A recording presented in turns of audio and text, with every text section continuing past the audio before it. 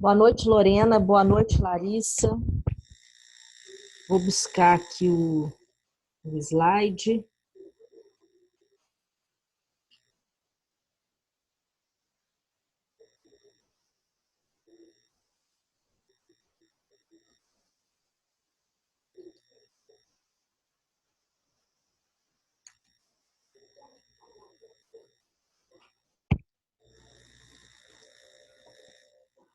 Vocês me ouvem direitinho? Dá para ouvir sim, tá Ok, dando. beleza. Tá ouvindo sim. Tá. Vou pedir, por gentileza, aqueles que puderem ligarem suas câmeras. Eu tenho preferência por dar a aula vendo vocês.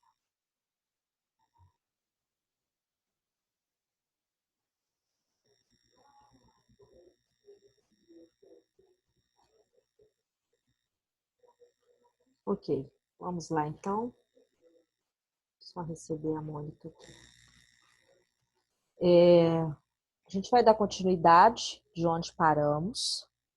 O livro de psicologia institucional, qual eu creio que a gente vai conseguir concluir ele todo, sendo que no período que vem vocês vão ver os outros autores, né, que é o William e esqueci o nome dela aqui agora, Marilene Guilhardo, que são escritores brasileiros, se não me falha a memória, de São Paulo, da Universidade de lá. Que vão trazer uma contribuição de uma releitura, uma contribuição de um aspecto mais contemporâneo e bem interessante para nós. E aí poderemos fazer isso a partir, né, dessa leitura que nós estamos fazendo de Bleiger, né, que vai iniciar para nós a psicologia institucional. Prosseguindo, então, hoje nós vamos, a partir da página 71, só um minutinho, o psicólogo na comunidade. Né? Então, assim, é muito importante, acho que para a formação de vocês, isso que a gente vai ver aqui hoje, porque não sei se até esse momento, pode ser que sim, se tenha uma visão por parte de vocês de uma psicologia muito da clínica, uma psicologia muito do consultório, é, e até a maneira, né, de se fazer psicologia dentro da clínica, dentro do consultório, eu acho que ela dá um up quando a gente entende o que Bleiger está nos trazendo. Então, acho muito importante a gente entender esse aspecto do que é comunidade, de qual a intervenção e o papel do psicólogo diante disso. Então, vamos lá. Deixa eu só abrir aqui a tela. Já que tá travando um cadinho. Tá travando? Espera aí só um pouquinho, então. Deixa eu só ver aqui na minha internet se eu não estou no meu provedor errado. Espera aí.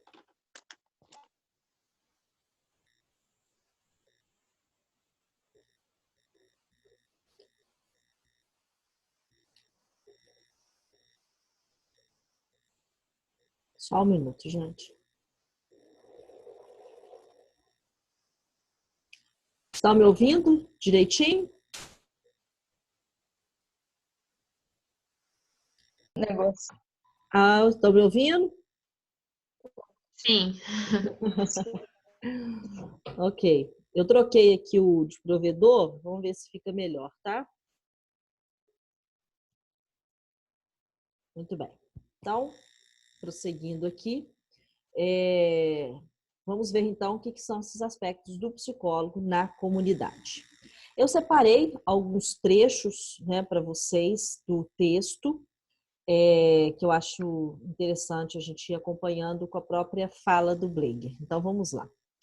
Nesse primeiro momento, nós vamos distinguir alguns termos, tá? Que eles, de uma forma mais assim, superficial e primeira, eles se confundem, que é higiene mental, doença mental, psicoprofilaxia, psicohigiene. A nossa intenção é que a gente saia dessa live de hoje entendendo a delimitação de cada um desses conceitos, tá? A proposta é essa. Então, vamos caminhando devagar. Não são a mesma coisa, né? O que eu queria já colocar para vocês. De um lado, a gente tem a higiene mental, do outro, a gente tem a doença mental. De um lado, você tem a psicoprofilaxia, do outro, você tem a psicohigiene. Aqui está escrito uma ausência de diferenciação. A ausência de diferenciação é o problema, tá? Não é que não exista. Não perceber a diferença de delimitação, de atuação e do que fazer em cada uma delas é uma problemática. Então, a nossa intenção aqui hoje é que a gente delimite para que a gente possa sair dessa ausência de diferenciação, ok? Aqui faltou a letra O. E vamos lá, então, ao texto. A higiene mental se acha, desde suas origens, ou desde o começo de sua história, ligada à doença mental. E o mesmo aconteceu com a psicoprofilaxia e a psicohigiene. Não se institui suficientemente sobre o papel que pode jogar os psicólogos e a psicologia no problema da saúde e da doença, e tampouco se diferenciou nitidamente higiene mental de psicoprofilaxia e de psicohigiene. Eu não vou me ocupar de explicar isso para vocês aqui, porque é o que a gente vai fazer no decorrer do estudo, tá? Mas eu queria apenas chamar a atenção de vocês no seguinte aspecto. Quando a gente fala doença mental, a gente está falando de um tipo específico de doença, ok? E a higiene mental, ela veio num sentido não apenas, né, de trabalhar com a doença mental, mas de fazer uma busca de uma prevenção, né? É isso que a higiene mental salta em relação à doença mental, num sentido mais imediato, né? Então, quando eu falo de doença mental, eu estou rodeando, eu estou em torno, na minha atuação, da doença. A doença é o pivô, né? A doença é o eixo, né? Quando eu estou dizendo doença mental. Ou saúde mental, né? Posso dizer assim também. Quando eu estou dizendo higiene mental, eu dou um salto, porque eu estou dizendo de uma certa prevenção desse adoecimento, ok? Mais ainda, a palavra doença está presente, né?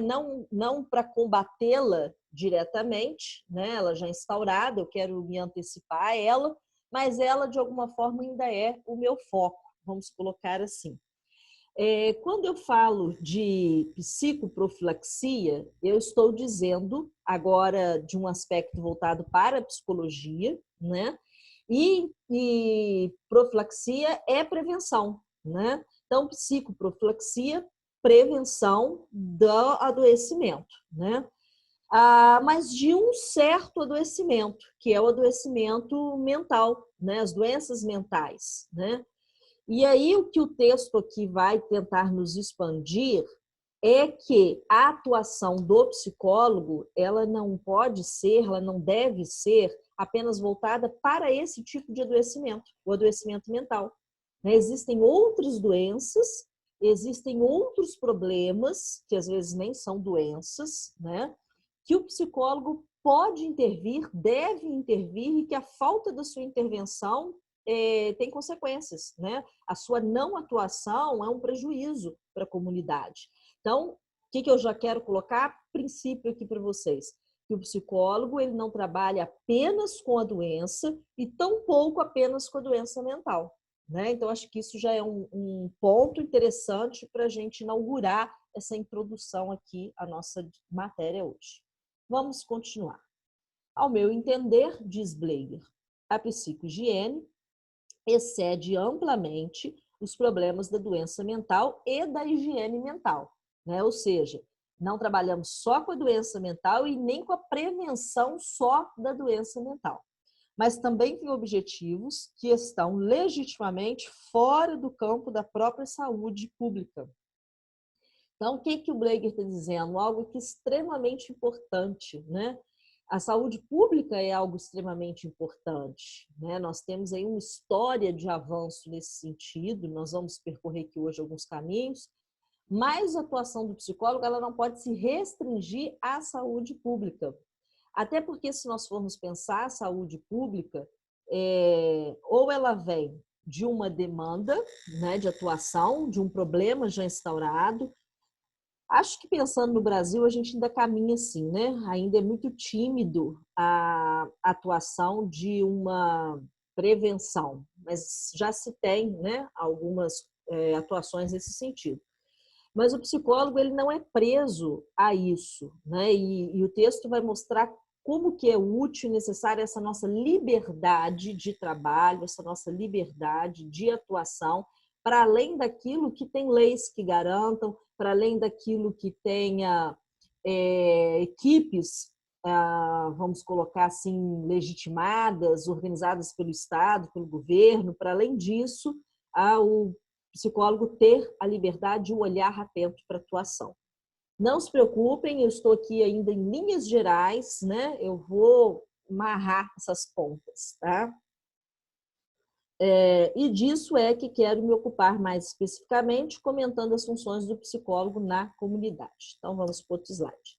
Aqui eu trouxe para vocês um recorte fora do texto que diz assim: as medidas propostas pela higiene mental devem ser feitas através da assistência social e incentivo da profilaxia das doenças mentais. Então, tá vendo? Sempre quando a gente está falando de higiene mental, a gente já deu um salto, porque a gente agora fala de profilaxia, né? Que é a prevenção. Só que ainda se fica preso a palavra lá, doenças mentais, tá? Então, higiene mental é para esse recorte aqui, doença mental. Seja mesmo que no sentido de profilaxia. Outra área importante da higiene mental é a formação de profissionais especializados que possam trabalhar nessa área. Existem algumas organizações que se ocupam da higiene mental, algumas nacionais, como a Liga Brasileira de Higiene Mental, e internacionais, né, como a Mental Health Organization e a UNICEF e a Unesco, ok? Então, assim, organizações conhecidas por todos nós, né, que se ocupam da higiene mental.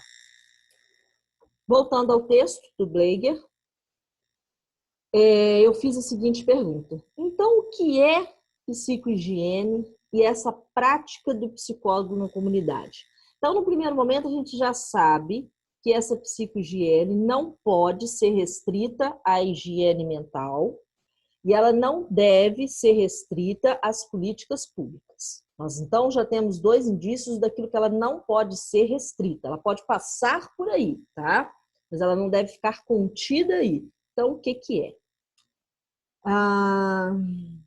Não atender única e específica e predominantemente fatores patogênicos, a doença, né? Não ficar restrita à doença. A nível individual, que é a tendência da psicologia historicamente no Brasil, é essa, né? É a psicologia das clínicas, dos consultórios, né? E sim situações mais gerais da comunidade. Em lugar da doença, há que se dirigir às condições correntes de vida, em lugar de criar mais instituições onde se atende exclusivamente gente doente. Sair à comunidade e atender situações cotidianas, as tarefas e atividades diárias e ordinárias que a população desenvolve. Eu queria compartilhar aqui com vocês, nesse momento, uma experiência de campo que eu tenho, que eu acho que deixa isso aqui um pouco mais palpável. Quando você tem um consultório é uma instituição, ok? O Bleiger vai dizer para a gente ter muito cuidado, para a gente não chegar na comunidade abrindo mais uma instituição, mais um consultório de psicologia, né, mais um local de atendimento, seja ele particular, seja ele de uma ONG, seja ele de um estágio, né, de estudantes de psicologia. Tudo isso seria abrir uma nova instituição. Por que Bleiger diz que nós devemos ir além disso?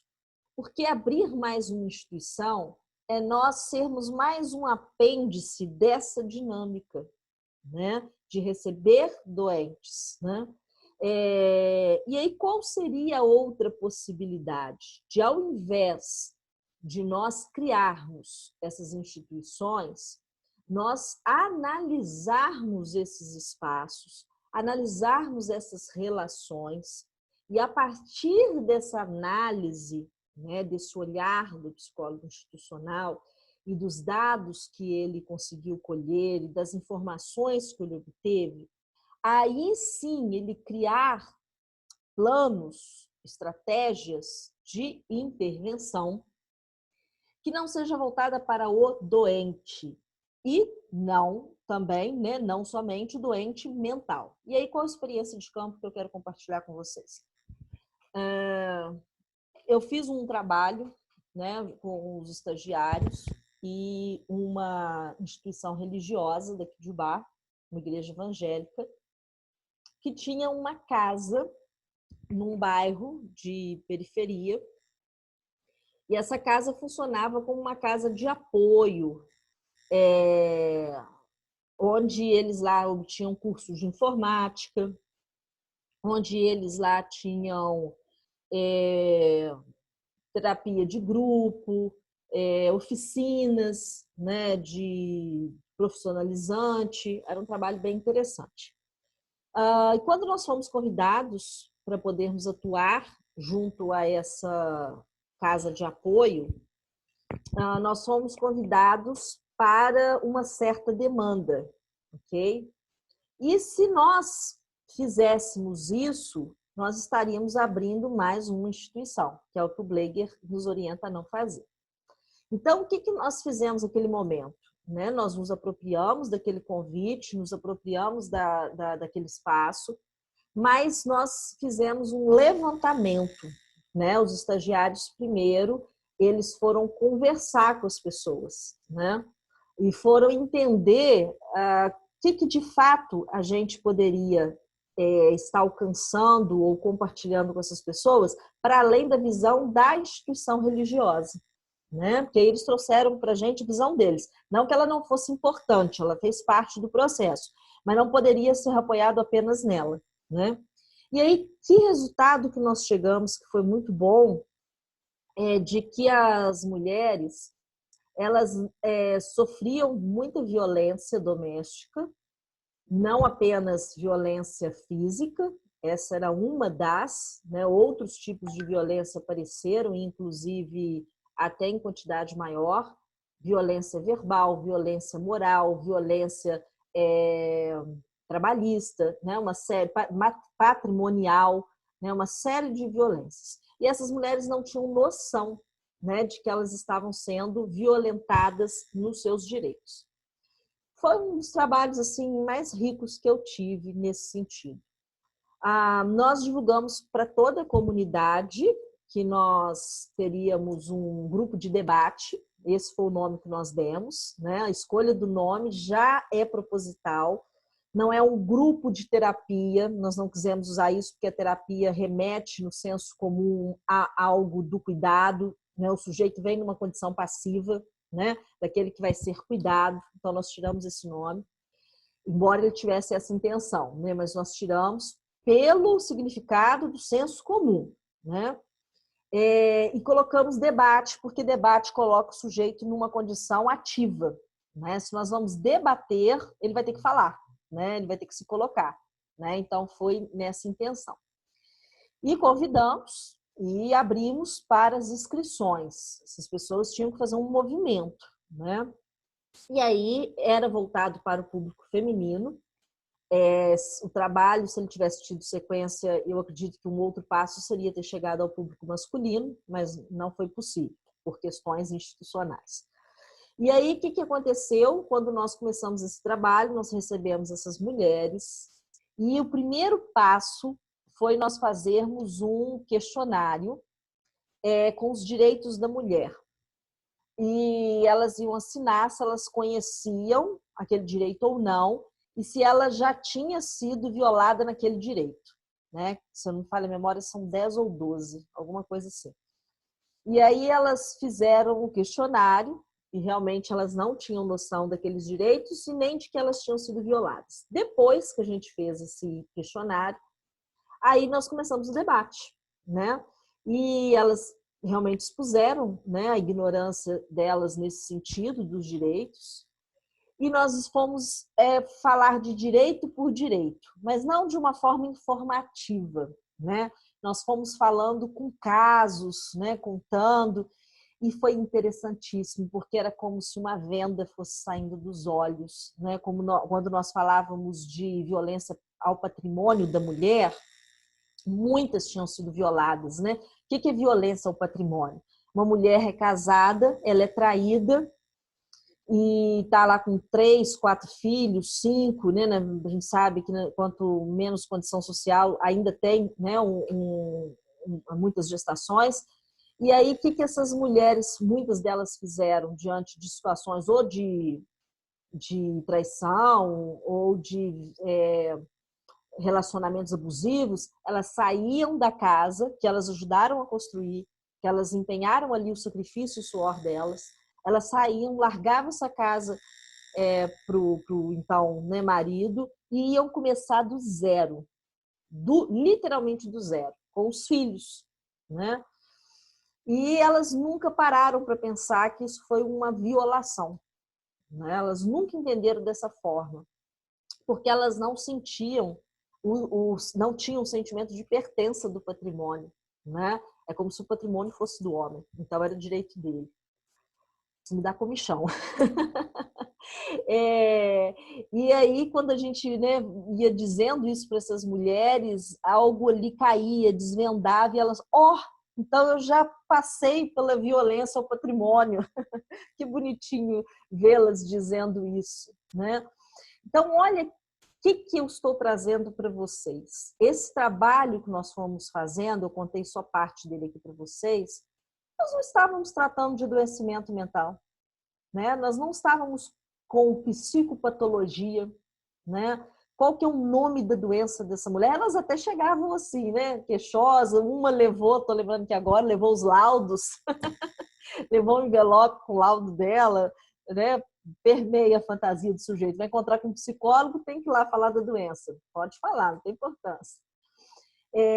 Mas aí nós não ficamos retidos a isso, né? A nossa intenção não era trabalhar com a doença, né? E não também tão pouco a doença mental, mas era trabalhar com a vida cotidiana dessas mulheres. Isso é psicologia institucional, né? E aí elas foram falar do dia a dia delas e saíram dali com uma condição de reflexão que elas não tinham.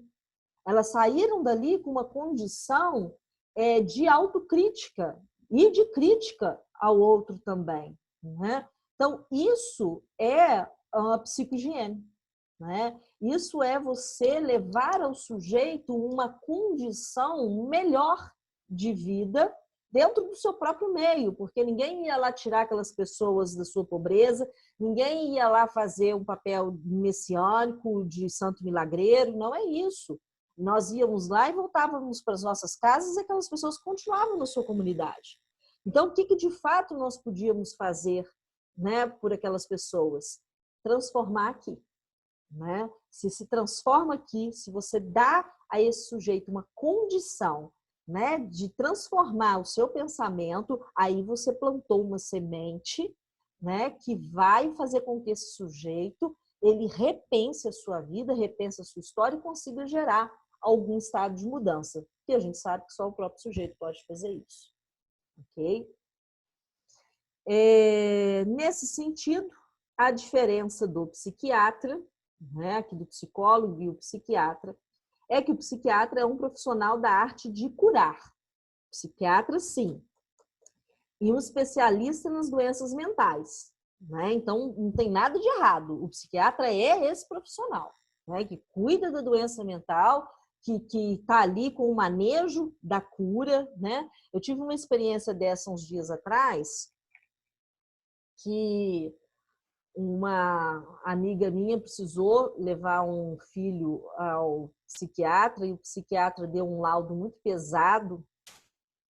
Ela ficou muito assustada e aí o próprio psiquiatra indicou o atendimento psicológico, eu também já tinha dito isso a ela, e aí ela levou no psicólogo e o psicólogo que está atendendo, né, já deu sequência, já tem uns 2 meses que está lá com o filho dela.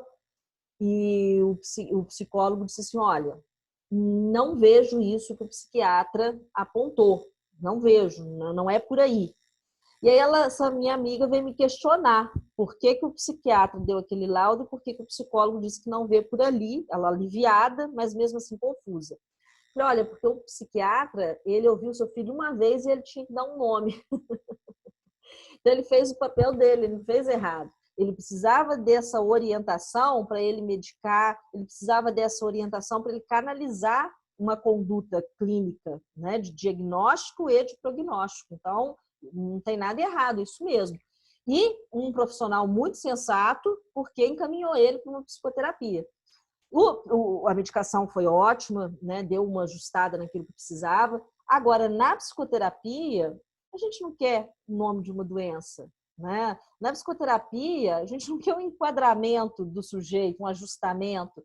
Nós queremos dar a esse sujeito a condição de fala, que é a que faz dele um sujeito, para que ele possa se perceber, se compreender e, com isso, decidir-se de uma forma mais elaborada sobre as saídas que está dando na sua vida. Isso é muito para além de doença, né? Ainda mais esse rapaz que é um jovem de 20 e poucos anos, né?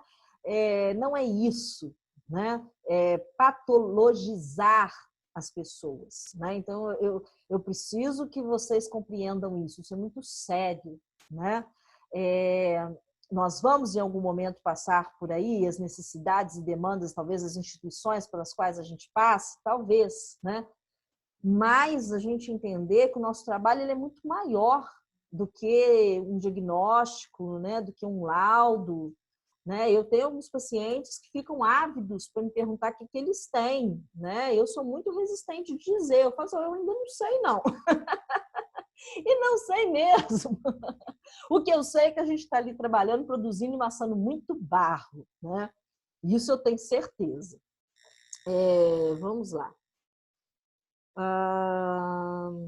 O psicólogo não se deve situar dentro do campo da doença, seja da cura ou da profilaxia, seja da doença mental ou não. Isso é muito interessante, que quando a gente recebe o paciente, ele vem nessa angústia de saber o que ele tem, o nome da doença, logo que o trabalho vai caminhando, andando, o próprio paciente entende que não é isso. Isso é muito gostoso, quando ele percebe, né, que o que a gente está fazendo ali, eles nomeiam para a gente depois, né? Aqui é outro papo, né? Aqui é outra coisa, né? Depois eles mesmos compreendem que é muito maior, que é muito mais profundo e que é muito mais produtivo para a vida. Dentro da higiene mental e dentro da saúde pública, o psicólogo tem múltiplas tarefas e funções, mas as tem também, e não menos importantes, fora dos dois. Né? Bleiger fala de uma forma muito didática e muito maravilhosa. Então, a gente pode ser que a gente trabalhe na higiene mental, pode ser que a gente trabalhe na saúde pública, mas isso não diz e restringe o nosso trabalho. Nós trabalhamos talvez aí, mas muito mais fora daí, ok? E é isso exatamente, o fora daí, que se aplica o termo psicohigiene, ok? Vamos lá. Não precisa, já comentei. Eu quero agora passar com vocês os objetivos e níveis da higiene mental. Então, eu dei esse apanhado aqui para vocês, né? Acho que deu para distinguir higiene mental, de saúde, de doença mental e de psicohigiene, né? Mas agora a gente vai voltar, vamos ficar nesse recorte aqui da higiene mental. Faltam 10 minutos ou hora para passar rápido. Eu falo demais. Parece que eu falei 5 minutos. Vamos lá. A primeira etapa, né, que é o plano assistencial. Aqui, gente, o que nós estamos vendo? Uma história da higiene mental, tá? Os passos que a higiene mental foi seguindo historicamente enquanto uma evolução mesmo, tá? Então, num primeiro momento, nós temos a higiene mental como um plano assistencial. Vamos ver o que é isso. Eu vou ler aqui só uns pedacinhos para vocês. formulou como instrução essa primeira etapa, algo do tipo fazer algo pelo doente mental. Isso aqui já foi um avanço, né, no sentido de trazer talvez um processo de dignidade, né, um processo de melhores cuidados, né? Mas a gente sabe que ainda é muito pouco, né, diante do que historicamente nós construímos, né? Aqui embaixo, ó, eu grifei para vocês, se denomina comunidade terapêutica, esse é o melhor ganho dessa primeira etapa, né? Nós temos a construção de uma comunidade terapêutica, que consiste fundamentalmente em modificar a estrutura institucional artificial e alienada, que aí a gente pode falar do hospital psiquiátrico, né? Naquela sua forma histórica de exclusão, né, do sujeito, de retirada da sua subjetividade, né, da sua história. Então, essa primeira etapa da higiene mental, ela vem através da comunidade terapêutica exatamente tirar a estrutura institucional desse lugar de alienação, ok? Com suas próprias pautas para converter a organização e as relações que nela se dão em agentes positivos para os seres humanos que a integram. Então, enquanto comunidade terapêutica, nós temos a entrada do quê? Nós temos uma reviravolta no sentido de que a terapêutica usada até então era a farmacologia, né? Eram sujeitos dopados, né? Por isso alienados, né? Artificial também nesse sentido, né? Sujeitos arrancados da sua existência através da medicação, das eletroconvulsoterapias, né? Das formas como elas eram conduzidas, né? Então, uma comunidade terapêutica, uma equipe terapêutica fez a introdução de outras formas de trabalho, né? Sejam elas as formas artísticas, né? Laborais, né? Os trabalhos manuais, né? A pintura, as artes, né? Como um todo, produções, né? Que o sujeito olhe algo feito por ele, né? A própria psicoterapia, seja individual ou em grupo, né? O médico não só apenas como aquele que medica, mas aquele que ouve, aquele que acolhe, né? Aquele que chama pelo nome, não por um número de prontuário, né? Então, uma mudança nesse sentido. Essa é a primeira etapa e nós vamos chamá-la de plano assistencial. Vamos lá, segunda etapa. Quando nós falamos de uma primeira etapa, note vocês que todo o meu discurso aqui, ele ficou voltado para aquele sujeito que está adoecido, não é? Eu falei de uma mudança no sentido de como esse acolhimento se deu, né? Mas o sujeito já adoecido, né, com o problema instaurado. Quando nós falamos aqui de uma segunda etapa, nós estamos falando de um diagnóstico precoce. O que é isso? É de nós antevirmos, ao problema, né? Chegarmos um pouco antes dele, ou chegarmos bem no início dele, para que consiga-se ter uma, como é que eu posso colocar? Uma invasão menor, né, desse processo de adoecimento, e esse sujeito seja menos abatido, né, que ele seja menos atingido pela doença. Vamos ler aqui. A segunda etapa do desenvolvimento histórico da higiene mental foi o do diagnóstico precoce, tanto em adultos como em crianças, quer dizer, o detectar precocemente as doenças. Observem que a doença continua sendo o eixo, viu? E não é qualquer doença. Olha que doença que é, a mental, como se a gente só tivesse um cérebro, né? O que eu quero dizer com isso aqui? Não é o resto do corpo, não. É excluindo os outros aspectos da vida humana. Nós não somos só um corpo que adoece. Nós temos interferências do nosso ambiente, nós temos interferência do tipo de coisas que nós temos acesso ou não temos acesso, né? A alimentação que nós temos, a educação que nos foi oferecida, né? Então tem os aspectos sociais, culturais, tem todo um contexto, né, para além de uma doença. Mas tudo isso até aqui não era percebido, tá? Era ausência, presença de doença. E todo esse entorno, ele era ignorado. Por sua vez, dá lugar a um aproveitamento maior dos serviços hospitalares, ou seja, diminuir as internações, né? Diminuir tanto a quantidade de internações quanto o tempo de internação, tanto como resultado mais frutífero ou exitoso dos procedimentos terapêuticos. Como é fácil deduzir, estes dois objetivos, o primeiro e o segundo, se acham muito interrelacionados e exigem do psiquiatra experiência, conhecimento e atuação extramuros, tal como o aconselha, entre outros, o relatório número 73 da OMS, quando diz que o psiquiatra não deve ter um contato exclusivo ou experiência única na psiquiatria de intramuros, e sim que deva ampliar seu conhecimento e experiência com distintos problemas da psiquiatria. Ou seja, o que é esse intramuros, né? Para que você conduza o seu trabalho de uma forma adequada, que você consiga ter uma experiência vasta, né? Vou dar um exemplo aqui para vocês muito contemporâneo, muito do momento. Não é nem contemporâneo, está no forno. É o que nós vivenciamos há pouco na saúde mental brasileira, perdão, na saúde mental, na saúde brasileira, no cargo de ministro da Saúde, né?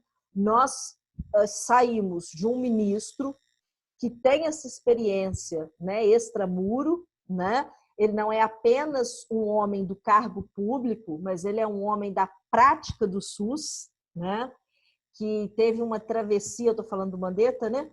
Que teve uma travessia que o permitia colocar o colete do SUS, né? E se apresentar como aquele médico da ativa, da experiência, da prática, de que conhece o cliente, né? De que conhece a demanda brasileira.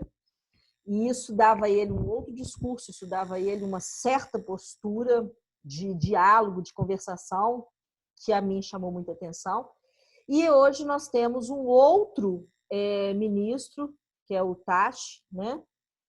Acho que é Tachi mesmo o nome dele, né? Eu ouço tão pouco que eu não sei o nome dele. Mas olhando os símbolos, me chama a atenção que ele sempre está de gravata, blusa social ou às vezes até terno, que mostra como que ele está intramuros, né? Ele tem a sua experiência clínica também, mas desse recorte, né, de clínica privada, né? Não, ele está no muro, né? E outro aspecto que eu acho interessante é de que quando falam, referenciam o Tachi, referenciam ele pelo mestrado que ele fez. Mestrado não é prática, mestrado tem seu lugar, né? Tem respeito por quem faz, né? Mas não é só isso. Você fez o mestrado e fez o que com ele, né? Foi o diploma que você guardou ou a partir do seu mestrado ele te conduziu para uma prática, né? Tá acabando o tempo, vão parar aqui, vocês entram de novo, tá bom? Eu vou mandar o link, não pode ser esse aqui não. A Maria Eduarda compartilha aí com vocês. Vai lá tomar uma água, eu já estou voltando.